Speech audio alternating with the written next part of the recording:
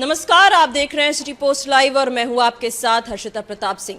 इस चुनाव के जैसे ही परिणाम सामने आए, ये साफ देखने को मिल गया कि बिहार में अब भी नीतीश कुमार और उनकी पार्टी का दबदबा पूरी तरीके से बना हुआ है। नीतीश कुमार कल एनडीए की बड़ी बैठक में भी शामिल हुए हैं, जिसके बाद से ये खबरें हैं कि नीतीश कुमार एनडीए की बनने वाली नई सरकार के सामने बड़े डिमांड रख रहे हैं, बड़ी मांग कर रहे हैं। नीतीश कुमार क्या क्या मांग रखने वाले हैं, कितने मांग उनके पूरे होते हैं, ये चर्चा करने के लिए हमारे साथ हमारे डायरेक्टर श्रीकांत प्रत्युष जी मौजूद हैं। सर, नीतीश कुमार ने अपना दबदबा बनाए रखा है न केवल बिहार में बल्कि देश भर में, तो उसका इस्तेमाल करते हुए क्या बड़े डिमांड है? खबर आ रही है कि विशेष राज्य का दर्जा दिलवाने की मांग करने वाले हैं। देखिए, नीतीश कुमार के राजनीतिक हैसियत पर, साख पर और उनके स्वास्थ्य पर जो लोग निशाना साध रहे थे, सवाल उठा रहे थे, उनके गाल पर करारा तमाचा लगा है। जो रिजल्ट आया है बहुत चौंकाने वाला है। नीतीश कुमार ने साबित किया है कि ओबीसी के सबसे बड़े नेता वही है। आपको पता ही है कि बिहार में यादव के नेता, सबसे बड़े नेता कौन है? लालू यादव हैं।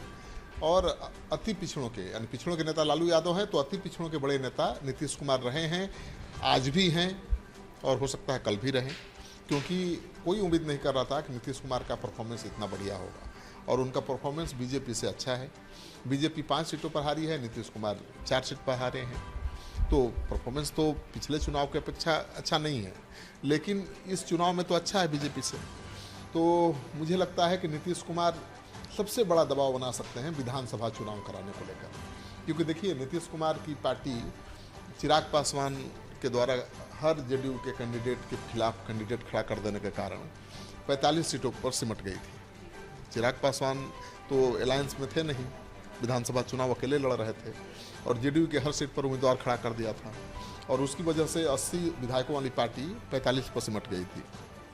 ये दीगर बात है कि 45 विधायक के बावजूद बीजेपी ने उनको मुख्यमंत्री बनाया, लेकिन नीतीश कुमार को तो थोड़ा भार की तरह लग रहा होगा ना कि हमारे कम विधायक हैं तो बीजेपी ने हमको मुख्यमंत्री बना के एहसान जताया है। या बीजेपी भी ये संदेश दे रही थी कहीं ना कहीं से कि हमने भाई एहसान किया है, हमारा दिल बहुत बड़ा है, आपके तो 45 विधायक हैं फिर भी आपको हमने मुख्यमंत्री बनाया है, हमारे तो 75 से ज़्यादा हैं फिर भी नहीं, अब हमारा मुख्यमंत्री है। तो नीतीश कुमार इस भार को ज़्यादा दिन ढोना नहीं चाहेंगे। और पता ही है कि बीजेपी के साथ आने के पहले नीतीश कुमार असेंबली भंग करना चाहते थे कि चुनाव कराया जाए, लेकिन बीजेपी इसके लिए तैयार नहीं हुई और नीतीश कुमार वहाँ कंफर्टेबल नहीं थे तेजस्वी यादव के साथ, तो उस समय तो आ गए। लेकिन अब जब मजबूती के साथ चुनाव जीतकर सामने आए हैं, तो मुझे लगता है कि वो दबाव बनाएंगे, सबसे बड़ी मांग रखेंगे कि अभी झारखंड के साथ ही बिहार विधानसभा चुनाव भी करा दिया जाए, क्योंकि 4 महीने बाद झारखंड में चुनाव है। तो नीतीश कुमार चाहेंगे कि विधानसभा चुनाव हो जाए ताकि फिर से वो 60-70 सीटें जीत जाएँ, क्योंकि 100 सीटों से कम पर तो लड़ेंगे नहीं नीतीश कुमार। तो 100 सीटों पर लड़ेंगे तो 60-70 सीटें जीत जाएंगे, तो फिर से पुराना रुतबा लौट जाएगा, पार्टी की हैसियत फिर से कायम हो जाएगी। क्योंकि आज की तारीख में नीतीश कुमार की पार्टी तीसरे नंबर की पार्टी है और मुख्यमंत्री है, लेकिन चुनाव आज विधानसभा का हो जाए तो नीतीश कुमार की पार्टी पहले या दूसरे नंबर की पार्टी तो हो ही जाएगी, ऐसी उम्मीद उनको होगी। तो मुझे जो खबर आ रही है कि नीतीश कुमार चाहेंगे कि विधानसभा चुनाव अभी करा दिया जाए। दूसरी बड़ी मांग उनकी ये हो सकती है कि जातीय जनगणना की। जातीय जनगणना नीतीश कुमार ने बिहार में करवाया और उन्होंने वादा भी किया था कि पूरे देश में करवाएंगे जब उनकी सरकार बनेगी। तो इंडिया गठबंधन छोड़कर तो आ गए बीजेपी के साथ, अब बीजेपी के साथ सरकार बनाने में अहम भूमिका निभा रहे हैं, तो जातीय जनगणना देश भर में कराने की मांग कर सकते हैं। और मुझे लगता है कि इसका विरोध बीजेपी सरकार नहीं कर पाएगी। अब तो हर राज्यों से इस तरह की मांग उठने लगी है, तो जातीय जनगणना की मांग उनकी दूसरी बहुत महत्वपूर्ण मांग है। तीसरी मांग विशेष राज्य के दर्जा के लिए है। तो अगर विशेष राज्य का दर्जा नीतीश कुमार दिलाने में कामयाब हो जाते हैं तो क्या ये कह सकते हैं कि फिर राजद को इसका बहुत बड़ा नुकसान हो जाएगा? देखिए, विशेष राज्य का दर्जा उनकी मांग हो सकती है, लेकिन इस मांग को मानना या मनवाना बहुत आसान काम नहीं है। इसमें बहुत तकनीकी समस्याएं हैं, क्योंकि बिहार को अगर विशेष राज्य का दर्जा मिल गया तो कई ऐसे राज्य हैं, उड़ीसा है, कई ऐसे राज्य हैं कि वो विशेष राज्य के दर्जा की मांग करेंगे। तो सबको विशेष राज्य के दर्जा देना संभव नहीं है। तो मुझे लगता है कि मांग उठा सकते हैं, ये संदेश दे सकते हैं कि हमने मांग की है, मजबूती के साथ अपनी मांग रखी है, लेकिन इस मांग को लेकर वो सरकार बनाने गिराने का फैसला नहीं लेंगे। सरकार अगर नहीं भी मानती है मांग, तो जोर शोर से मांग को उठाएंगे, अपनी बात को रखेंगे, लेकिन अगर नहीं मानी तो भी सरकार के साथ बने रहेंगे, मुझे लगता है, क्योंकि ये ऐसी मांग है जिसको एक झटके में कोई नहीं मान सकता है। मंत्री पद तो ठीक है, वो मांग रहे हैं 3 कैबिनेट और 2 स्टेट, बीजेपी दे देगी, चलो भाई कोई बात नहीं। मंत्री बीजेपी का हो या जेडीयू का हो, सरकार तो एक ही है ना, और सबके मुखिया पीएम मोदी होंगे। तो मुझे लगता है कि मंत्री पद को लेकर कोई अड़चन नहीं है, वो समझौता हो जाएगा, 3 मिले या 2 स्टेट भी मिल जाए, या केवल 3 ही कैबिनेट मिले, या 2 कैबिनेट मिले 2 स्टेट मिल जाए, कुछ भी हो सकता है।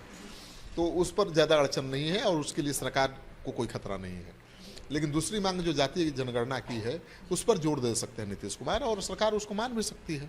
हालांकि भाजपा लगातार इस बात का विरोध करती आई है। पीएम मोदी ने खुद कहा है कि वो जातीय जनगणना नहीं करवाएंगे, कोई जाति नहीं होती है, 2 ही जाति है। गरीबी को लेकर वो कहते आए हैं। वो कहते हैं कि गरीब जाति है, जुआ जाति है, महिला जाति है, वही बोलते हैं वो 3 ही जाति है। लेकिन नीतीश कुमार और विपक्ष के नेता तो कास्ट सेंसस की मांग शुरू से करते रहे हैं ना। तेजस्वी यादव देखिए ना, क्रेडिट लूटते रहे चुनाव में कि हमने जाति जनगणना कराया, जॉब तो था ही, जाति जनगणना का पूरा श्रेय लेने की होड़ मची रही चुनाव में। तेजस्वी यादव दावा करते रहे कि हमने करा दिया। नीतीश कुमार मुख्यमंत्री थे तो श्रेय तो उन्हीं को जाएगा। तो मुख्यमंत्री नीतीश कुमार ये दबाव बना सकते हैं कि जाति जनगणना पूरे देश में हो, और ये पॉलिटिकल डिसीजन होगा। ये मुझे लगता है कि इस मांग को सरकार मान सकती है। ठीक है, सरकार मोदी पक्ष में नहीं है जाति जनगणना कराने का, लेकिन जाति जनगणना पर अगर नीतीश कुमार लड़ेंगे तो मानना पड़ेगा, क्योंकि जाति जनगणना की मांग केवल नीतीश कुमार की नहीं मांग है, ये तो ज़्यादातर लोगों की ये मांग है। तो मुझे लगता है कि जब बिहार में जाति जनगणना हो गई है तो दूसरे राज्यों में भी हो सकती है। वो कहा जा सकता है कि जाति जनगणना नहीं, ये जाति आर्थिक सर्वेक्षण है, तो आर्थिक सर्वेक्षण के नाम पर भी जाति जनगणना हो जाएगी पूरे देश में। तो पता चल जाएगा कि किस जाति की कितनी जनसंख्या है और उनकी आर्थिक स्थिति क्या है। तो कई तरीके हैं। तो मुझे लगता है कि आर्थिक सर्वेक्षण के नाम पर जाति जनगणना हो जाए, लेकिन 3 ही मांगे उनकी प्रमुख होंगी मुझे लगता है।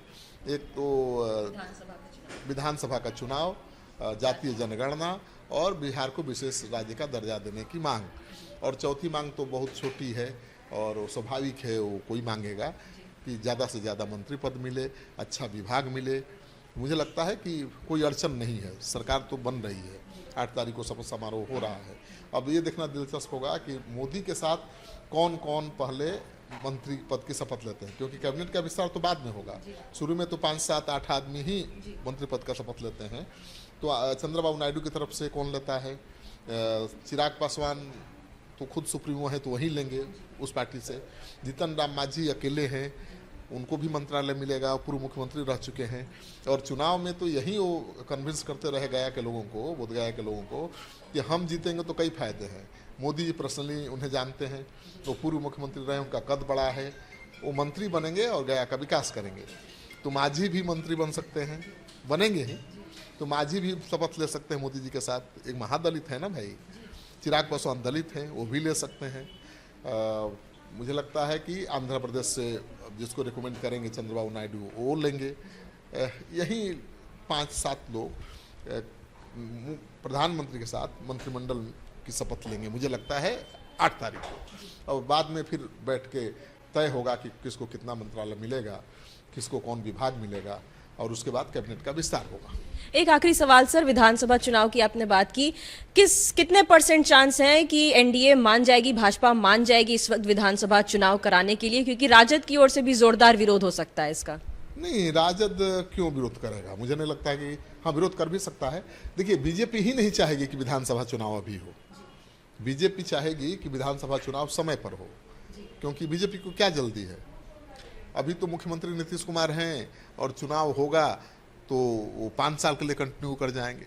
अभी तो 1.5 साल के लिए है ना मुख्यमंत्री, लेकिन अभी चुनाव हो गया तो अगले 5 साल के लिए वहीं कंटिन्यू कर जाएंगे।